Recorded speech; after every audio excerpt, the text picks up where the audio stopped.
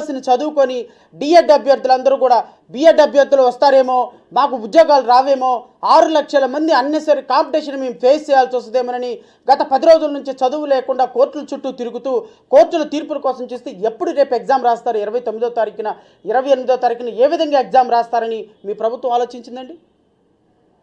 మీ ప్రభుత్వానికి ఉన్న విఘ్నత ఏంటి? అసలు మీ విద్యాశాఖ మంత్రి ఆ బొత్స సత్యనారాయణ లాంటి ఒక నీచ కమీన్ కుత్తే లాంటి వాడిని తీసుకొచ్చి నువ్వు అక్కడ పెట్టుకున్నావే. దేనికైనా బొత్స సత్యనారాయణ కనీసం పనికొచ్చేటువంటి ఒక వ్యక్తిత్వం ఉన్న వ్యక్తేనా? అసలు బొత్స సత్యనారాయణకి తన పేరు ఇంగ్లీష్లో రాయటం వచ్చా? అలాంటి వాడు విద్యాశాఖ మంత్రి? అలాంటి వాడు ఈ నోటిఫికేషన్లు ఇస్తాడా? అలాంటి వాడు ఈ నోటిఫికేషన్ ఇచ్చి లక్షలాది మంది పిల్లలకు భవిష్యత్తును కల్పిస్తాడా? దేనికోసమండి? దేనికోసం నీలాంటి పరమానంద శిష్యులు లాంటి క్యాబినెట్ని పెట్టుకొని ఆ విడుదల రజనీకి ఏ విధంగానూ హెల్త్ డిపార్ట్మెంట్లో మినిమం నాలెడ్జ్ ఉండదు, అటవీ శాఖ మంత్రి రోజాకి మినిమం నాలెడ్జ్ ఉండదు, ఇటుపక్క బొత్స సత్యనారాయణకి మినిమం నాలెడ్జ్ ఉండదు, ఆర్థిక శాఖ మంత్రికి మినిమం నాలెడ్జ్ ఉండదు, న్యాయశాఖ మంత్రి ఎవరో తెలియదు, హోంశాఖ మంత్రి ఉన్న హోమ్ డిపార్ట్మెంట్ని పట్టించుకోరు. ఈ రాష్ట్రంలో ఆల్ ఇన్ వన్ పరిపాలన చేస్తున్నటువంటి సజ్జల రామకృష్ణారెడ్డికి వీటిని మౌత్ పీస్గా ఉపయోగపడే జగన్మోహన్ రెడ్డికి తప్ప ఈ రాష్ట్రంలో ఏ మంత్రి ఉన్నాడో ఎవరికి తెలియదు, ఏ మంత్రికి ఏ శాఖ మీద అవగాహన లేదు, సాంఘిక సంక్షేమ శాఖ మంత్రి ఉన్నాడో లేదో తెలీదు, రవాణా శాఖ మంత్రి ఉన్నాడో లేదో తెలీదు, వైద్య ఆరోగ్య శాఖ మంత్రి ఉన్నాడో లేదో తెలీదు, ఆర్థిక శాఖ మంత్రి ఉన్నాడో లేదో తెలీదు, రెవెన్యూ శాఖ మంత్రి ఉన్నాడో లేదో తెలీదు. ఏ విషయంలోనూ కూడా ఎవ్వరికీ కూడా అవగాహన లేని పరమానంద శిష్యుల క్యాబినెట్తో ఈ రాష్ట్రాన్ని సర్వనాశనం చేసినటువంటి నీచమైన పరిపాలన చేస్తున్నటువంటి ముఖ్యమంత్రి ఈరోజు 10 లక్షల మంది బీఈడీ విద్యార్థులకి డిఎస్సి అభ్యర్థులకి ఏమి సమాధానం చెప్తుంది మీ ప్రభుత్వాన్ని మేము ప్రశ్నిస్తున్నాం.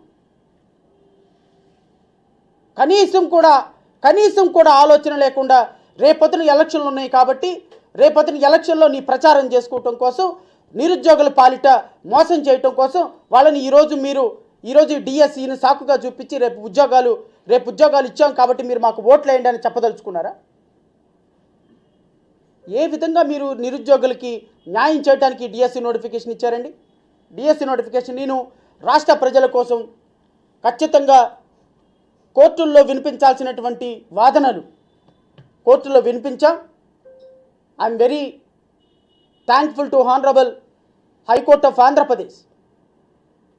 ఈరోజు బిఏడి అభ్యర్థుల్ని స్కూల్ అసిస్టెంట్, స్కూల్ ఎస్జిటి పోస్టులకి సెకండ్ గ్రేడ్ టీచర్స్కి అనుమతించడానికి అవకాశం లేదని జీవోఎంఎస్ నెంబర్ 11 మీద క్లాస్ 5 సబ్ క్లాస్ 2 కింద మొత్తం జీవోని స్టే చేసినటువంటి ఆనరబుల్ హైకోర్టుకి నిరుద్యోగులందరి తరపు నుంచి నేను హృదయపూర్వకంగా కృతజ్ఞతలు తెలుపుతున్నా.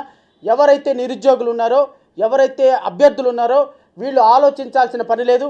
ఖచ్చితంగా నోటిఫికేషన్ స్టే జరిగిపోయింది. ఏ విధంగానూ ఎగ్జామ్ జరిగే అవకాశం లేదు. ఈరోజు మధ్యాహ్నం జరిగే కేసుల్లో కూడా ఖచ్చితంగా నోటిఫికేషన్ స్టే అవుతుంది. నిరుద్యోగులందరూ కూడా నిరభ్యంతరంగా ఎలక్షన్ దృష్టిలో పెట్టుకొని ఇచ్చినటువంటి ఈ నోటిఫికేషన్ పట్ల ఏ విధంగానూ మీరు చదవలేదని నిరుత్సాహపడాల్సిన అవసరం లేదు. ఎట్టి పరిస్థితుల్లో ఈ నోటిఫికేషన్ కొనసాగదు. రాబోయే సంవత్సరంలో రాబోయే నెలల్లో అతి కొద్ది నెలల్లో ఏర్పడబోయే కొత్త ప్రభుత్వం ఏదైతే ఉందో, కొత్త ప్రభుత్వం మరలా కొన్ని వేల పోస్టులు 1,80,000 పోస్టులుగా ఖాళీగా ఉన్నటువంటి నిరుద్యోగ ఈ డిఎస్సి అభ్యర్థుల పోస్టుల్ని కొత్త ప్రభుత్వం ఏర్పాటు చేసేదానికి, కొత్త ప్రభుత్వం ఫిల్ చేసేదానికి ఖచ్చితంగా అవకాశం ఉంది. ఈ ప్రభుత్వానికి నోటిఫికేషన్ కొనసాగించే అర్హత లేదు అని అయితే నేను చెప్పగలను. నిరుద్యోగులందరూ, డిఎస్సి అభ్యర్థులు ఎవరూ కూడా నిరుత్సాహపడవద్దు. ఖచ్చితంగా రేపు రాష్ట్ర ప్రభుత్వం నిర్ణయం తీసుకుంటుంది. ఏ విధంగానూ నోటిఫికేషన్ ముందుకెళ్లే క్వశ్చన్ లేదు. ఆనరబుల్ హైకోర్టు స్టే చేసిన కారణంగా. సో అందరు నిరుద్యోగులు మీరు సంతోషంగా ఉండండి, ధైర్యంగా ఉండండి. మీ అందరి తరపున పోరాటం చేయడానికి జై భీమ్రావ్ భారత్ పార్టీ ఉంది.